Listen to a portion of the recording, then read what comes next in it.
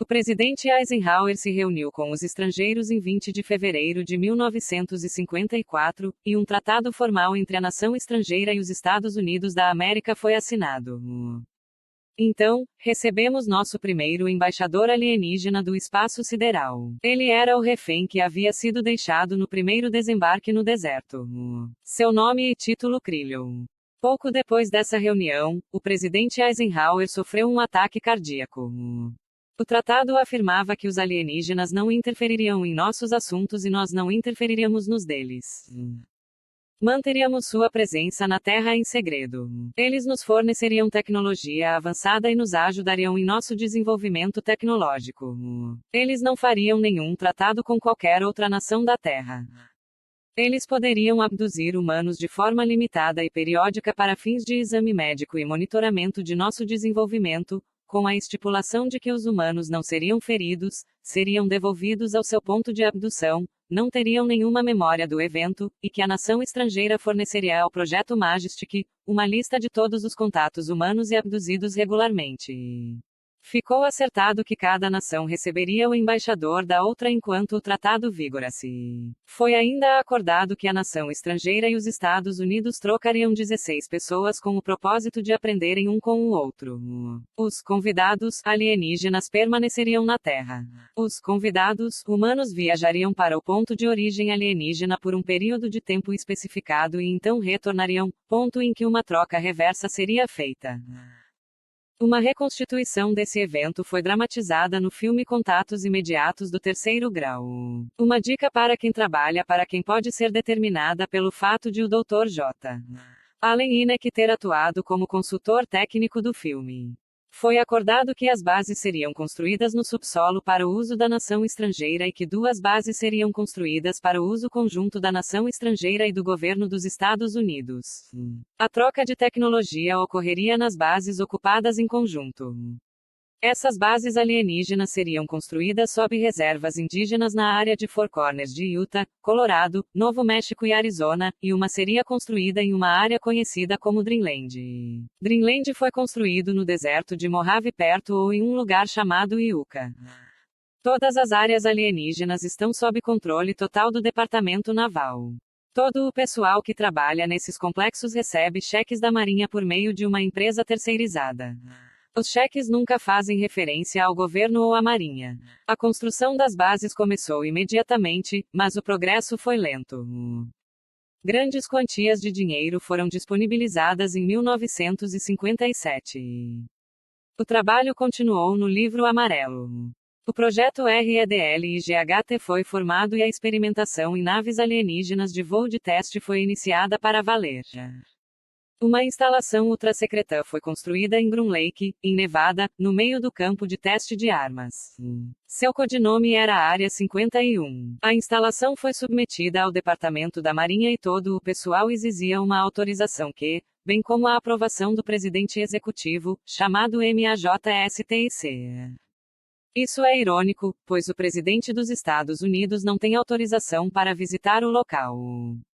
A base alienígena e troca de tecnologia, na verdade, ocorreu em um Dreamland área de codinome acima do solo, e a parte subterrânea foi apelidado de o Dark Side of the Moon. Pelo menos 600 seres alienígenas residiam em tempo integral neste local, juntamente com um número desconhecido de cientistas e pessoal da CIA. Devido ao medo da implantação, apenas algumas pessoas foram autorizadas a interagir com os seres alienígenas, e essas pessoas foram e são vigiadas e monitoradas continuamente. O exército foi encarregado de formar uma organização supersecreta para fornecer segurança para os projetos com tarefas alienígenas. Essa organização se tornou a Organização Nacional de Reconhecimento com base em Fort Carson, Colorado. As equipes específicas treinadas para garantir os projetos foram chamadas de Delta. O tenente-coronel Damis Bu Grites era um comandante da Força Delta. Um segundo projeto de codinome SNOWBIRD foi promulgado para explicar qualquer avistamento das aeronaves REDL e IGHT como sendo experimentos da Força Aérea. As embarcações SNOWB-RD foram fabricadas com tecnologia convencional e foram enviadas para a impressora em várias ocasiões. O projeto SNOWB-RD também foi usado para desmascarar avistamentos públicos legítimos de naves alienígenas OVNIs para o público, e ACS para quem sabe. O projeto SNOWB-RD foi muito bem sucedido e os relatórios do público diminuíram continuamente até anos recentes. Um fundo secreto multimilionário foi organizado e mantido pelo Gabinete Militar da Casa Branca. Este fundo foi usado para construir mais de 75 instalações subterrâneas profundas. Os presidentes que fizeram as perguntas foram informados de que o fundo foi usado para construir abrigos subterrâneos para o presidente em caso de guerra. Apenas alguns foram construídos para o presidente.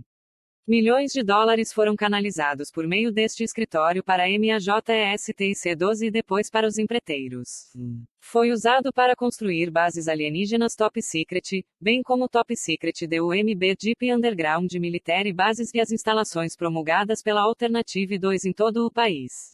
Logo explicarei melhor sobre as três alternativas. Mas continuando, o presidente Johnson usou esse fundo para construir um cinema e pavimentar a estrada em seu rancho.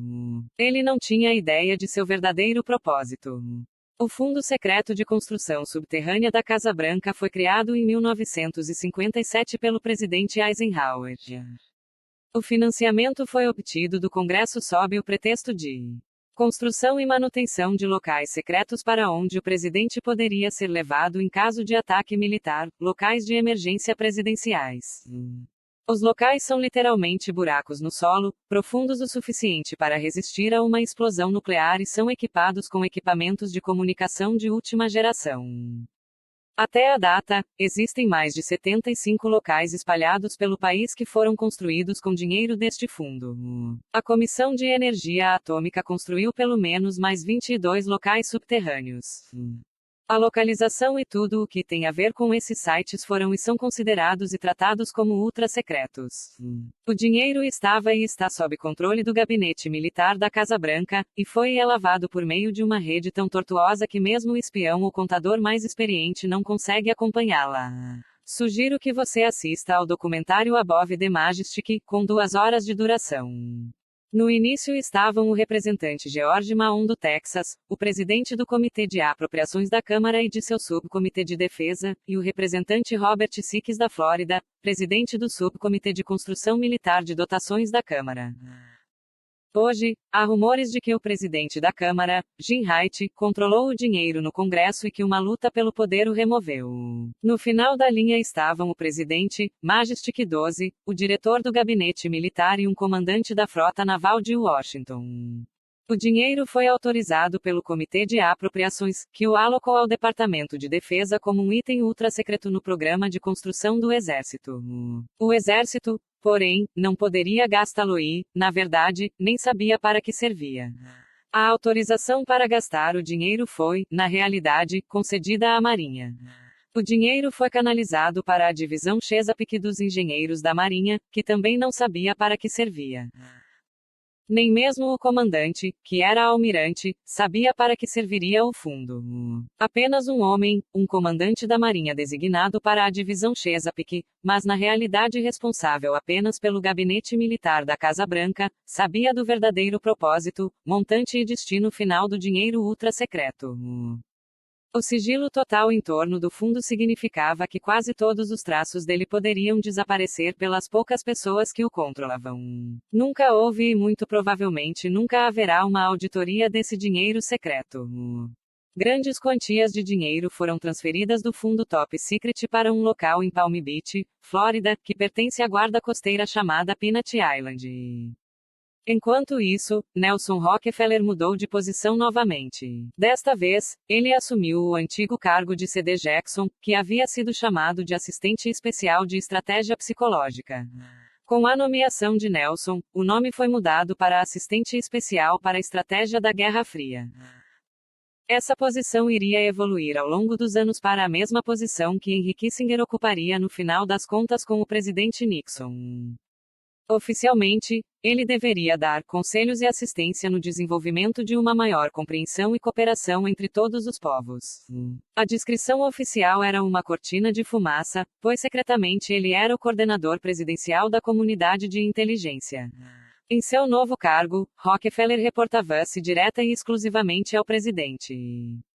Ele participou de reuniões do Gabinete, do Conselho de Política Econômica Externa e do Conselho de Segurança Nacional, que era o mais alto órgão de formulação de políticas do governo. Nelson Rockefeller também recebeu um segundo cargo importante como chefe da unidade secreta chamada Grupo de Coordenação de Planejamento, que foi formado sob o NSC 5412 sobre em março de 1955. O grupo era composto por diferentes membros ad hoc, dependendo do assunto em pauta.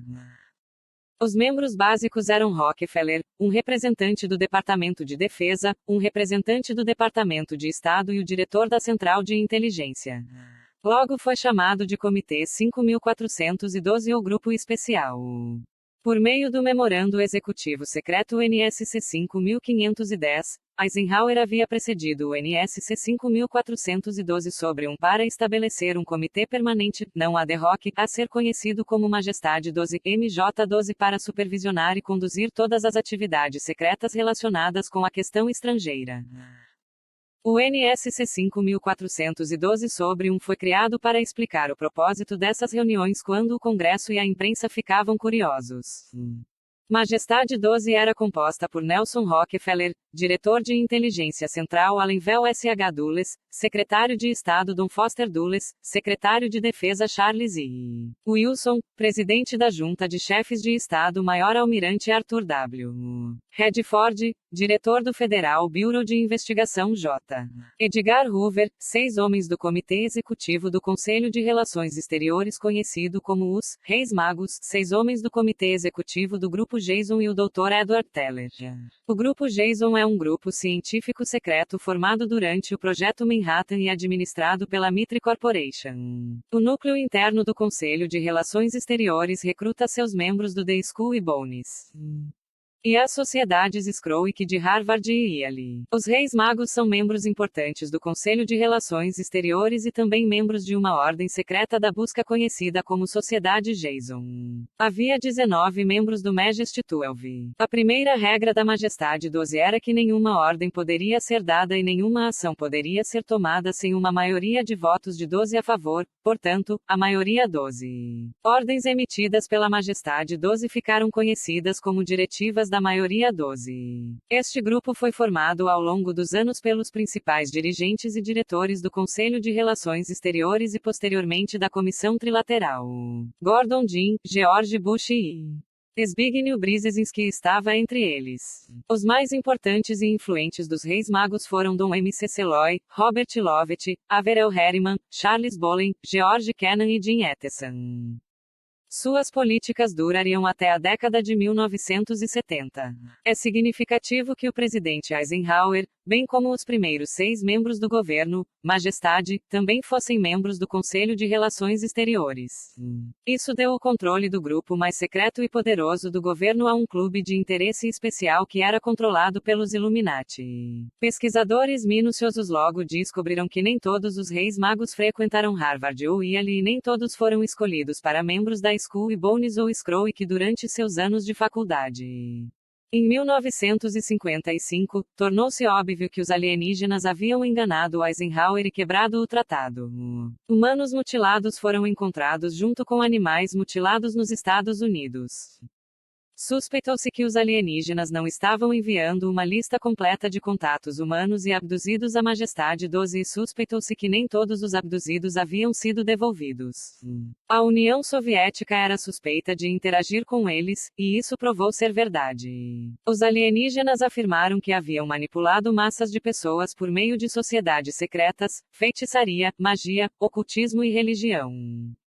Você deve entender que essa afirmação também pode ser uma manipulação. Depois de vários combates aéreos de combate da Força Aérea com naves alienígenas, também ficou claro que nossas armas não eram páreo para eles.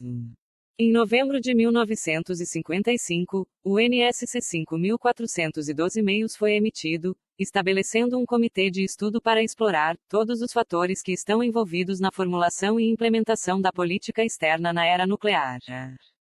Este era apenas um cobertor de neve que cobria o verdadeiro objeto de estudo, a questão alienígena.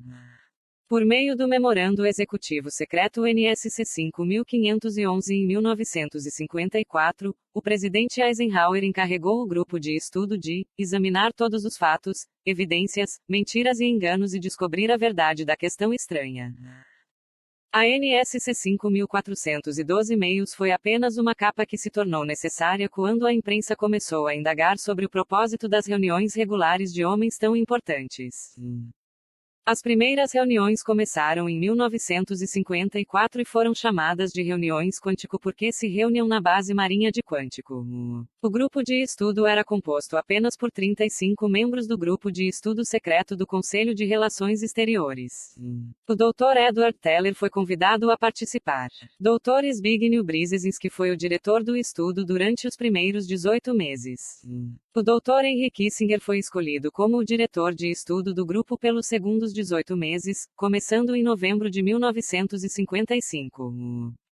Nelson Rockefeller foi um visitante frequente durante o estudo. Uma das principais descobertas do estudo alienígena foi que o público não podia ser informado. Acreditava-se que isso certamente levaria ao colapso econômico, ao colapso da estrutura religiosa e ao pânico nacional, o que poderia levar à anarquia. O sigilo continuou assim. Um desdobramento dessa descoberta foi que, se o público não podia ser informado, o Congresso também não. O financiamento para os projetos e pesquisas teria que vir de fora do governo. Nesse ínterim, o dinheiro deveria ser obtido do orçamento militar e de fundos confidenciais e não apropriados da CIA. Outra descoberta importante foi que os alienígenas estavam usando humanos e animais como fonte de secreções glandulares, enzimas, secreções hormonais, plasma sanguíneo e possivelmente em experimentos genéticos. Os alienígenas explicaram essas ações como necessárias para sua sobrevivência. Eles afirmaram que sua estrutura genética havia se deteriorado e que eles não eram mais capazes de se reproduzir. Afirmaram que, se não conseguissem melhorar sua estrutura genética, sua raça logo deixaria de existir. Vimos suas explicações com extrema suspeita. Como nossas armas eram literalmente inúteis contra os alienígenas, Majestade 12 decidiu manter relações diplomáticas amistosas até que pudéssemos desenvolver uma tecnologia que nos permitiria desafiá-los numa base militar. Aberturas teriam de ser feitas à União Soviética e outras nações para unir forças para a sobrevivência da humanidade. Nesse ínterim, foram desenvolvidos planos para pesquisar e construir 2 sistemas de armas usando tecnologia convencional e nuclear, o que, esperançosamente, nos levaria à paridade. Os resultados da pesquisa foram os projetos Joshua e Excalibur. Joshua era uma arma capturada dos alemães que era capaz de estilhaçar placas de blindagem de 10 centímetros de espessura a um alcance de 3 quilômetros. Usava ondas sonoras direcionadas de baixa frequência, e acreditava-se que essa arma seria eficaz contra naves alienígenas e armas de raio.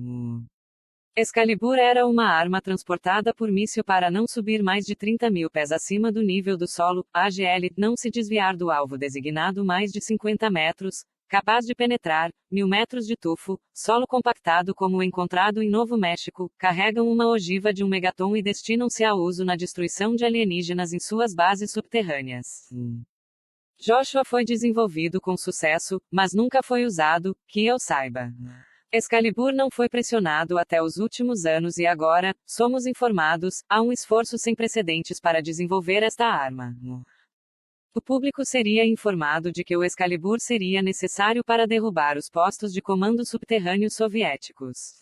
Sabemos que isso não é verdade porque uma das regras da guerra é que você não tente destruir os líderes. Eles são necessários para se render incondicionalmente ou para negociar os termos.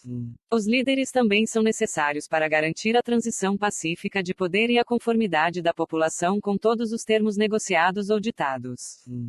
Os acontecimentos em Fátima no início do século foram examinados. Sob a suspeita de que se tratava de manipulação alienígena, uma operação de inteligência foi posta em ação para romper o sigilo que cerca o evento. Os Estados Unidos utilizaram seus moles do Vaticano e logo obtiveram todo o estudo do Vaticano, que incluía a profecia. Esta profecia afirmava que se o homem não se desviasse do mal e se colocasse aos pés de Cristo, o planeta se autodestruiria e os eventos descritos no livro de Apocalipse realmente aconteceriam. A profecia exigia que a Rússia fosse consagrada ao Sagrado Coração. Afirmava que nasceria uma criança que uniria o mundo com um plano de paz mundial e uma religião falsa.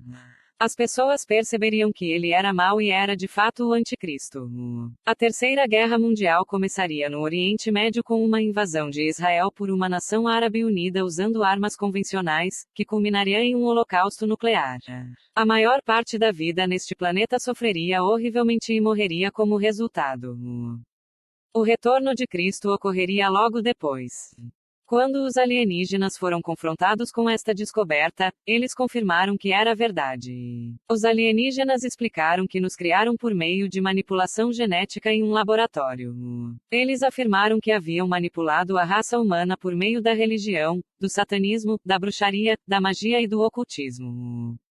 Eles explicaram ainda que eram capazes de viajar no tempo e que os eventos realmente aconteceriam se as condições não fossem atendidas. A exploração posterior de tecnologia alienígena pelos Estados Unidos e pela União Soviética, utilizando a viagem no tempo em um projeto chamado Rainbow, confirmou a profecia. Os alienígenas mostraram um holograma, que eles alegaram ser a verdadeira crucificação de Cristo. O governo filmou o holograma. Não sabíamos se devíamos acreditar neles. Eles estavam usando nossas religiões genuínas para nos manipular. Ou eles foram de fato a fonte de nossas religiões com as quais eles nos manipularam o tempo todo. Ou foi este o cenário inicial do genuíno fim dos tempos e do retorno de Cristo que foi predito na Bíblia? Eu não sei a resposta. Um simpósio foi realizado em 1957, do qual participaram algumas das grandes mentes científicas então vivas. Eles chegaram à conclusão de que no ano 2000 ou logo após o planeta se autodestruiria devido ao aumento da população e à exploração do meio ambiente pelo homem sem nenhuma ajuda de Deus ou dos estrangeiros.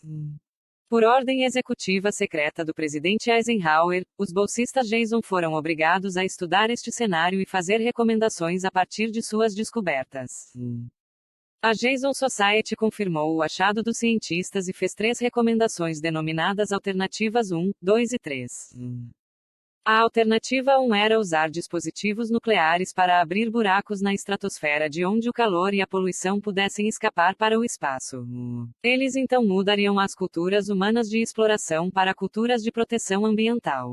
Dos 3, este foi decidido como o menos provável de ter sucesso devido à natureza inerente do homem e aos danos adicionais que as próprias explosões nucleares criariam. A existência de um buraco na camada de ozônio pode indicar que a alternativa 1 pode ter sido tentada. Isso é, no entanto, apenas conjectura.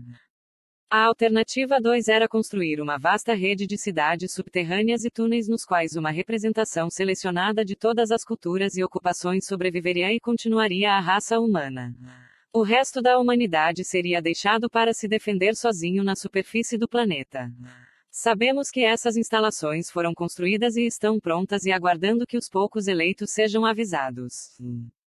A alternativa 3 era explorar a tecnologia alienígena e convencional para que alguns poucos escolhidos deixassem a Terra e estabelecessem colônias no espaço sideral.